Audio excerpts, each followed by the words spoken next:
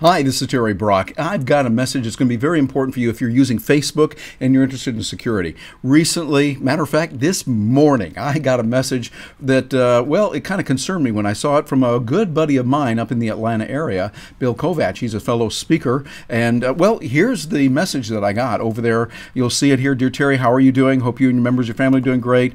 I am feeling a bit challenged as I write this letter to you. I'm writing this with tears in my eyes. I traveled out of the U.S. to the United Kingdom on business trip, succeeded in having the worst situation of my life, blah, blah, blah. It went on to say that he had been robbed and now he needed $800 from me because they had stolen everything. And it was signed by Bill. And then sure enough, here in London, United Kingdom, and be sure and email the details to him via the email address here. And I noticed, by the way, it was yahoo.com.hk for Hong Kong.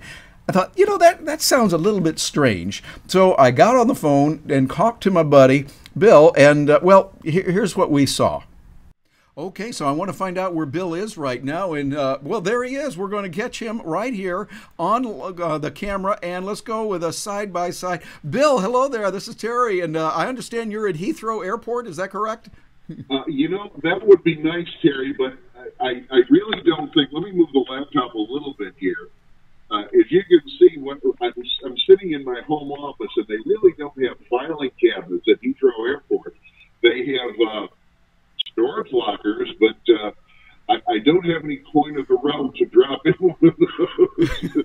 Well, that's right. So it looks like you are definitely in your offices there in Georgia and your home office. And when I saw that, I thought, now this sounds a little bit strange. Of course, I felt for you at first. I thought, oh no, Bill was robbed and this is terrible and he now needs some money. But then we started saying he wanted $800. And I thought, that seems a little bit strange. So what sparked this? I understand you've got a few calls as well from others. Oh, Terry, my first call was from Dan Thurman at about 6:15 this morning, and you know Dan, he is a member of NSA, and he called me just to say, "Are you okay?" And I said, "Well, yeah, well, I haven't had my first cup of coffee yet, but what's the issue?" And he said, "I just got an email from you saying that you were stranded in London.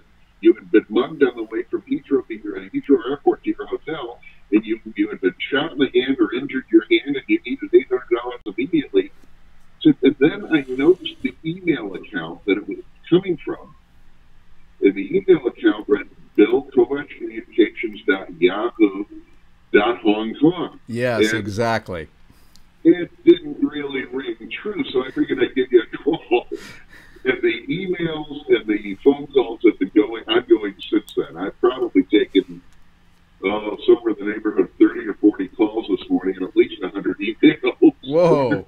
And so that's a major hassle. And so when I saw that, Bill, I had to get in touch with you because you're a good buddy. And I thought, well, I want to help him out, but that doesn't sound quite right. So I thought, let me just give him a call directly. And this indicates there's some problems that are there with Facebook that could happen with anything.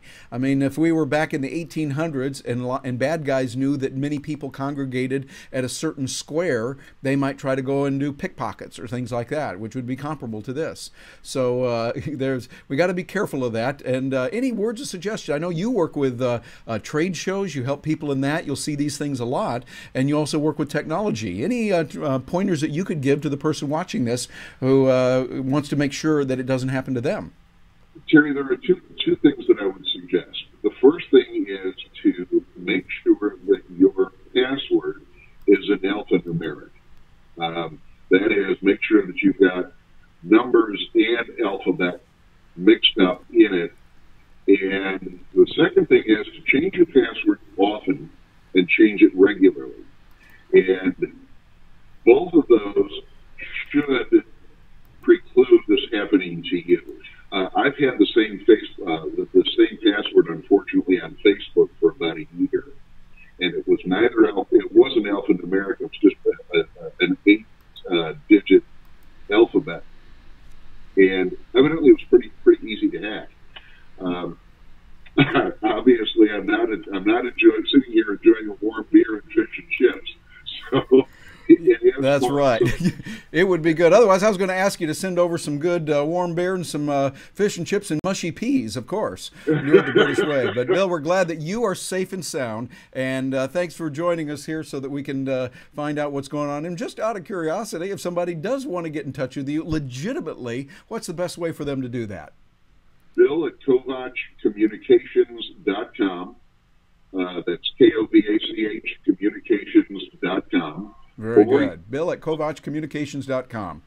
Yeah, or you can always call me direct. The number's listed on the website. Very good. Well, Bill, thanks for joining us today, and we're glad that you are safe and sound in Georgia and not robbed over at Heathrow Airport. God bless, Terry. Good talking to you. Well, I am glad that Bill is okay, but that gives us a very good lesson for you if you're using Facebook or really any other medium. Think about it. Bad guys are going to try to target where a lot of people hang out. That's what they've done throughout the centuries, and that's what they're doing today. So, as Bill said, change your password often, and also use alphanumeric. Use numbers and letters in combination, and watch out for what's happening online. It's got a lot of good working on Facebook, with Twitter, with many of the other things that are available to reach people, but just be careful. I'm Terry Brock, and thanks for joining me.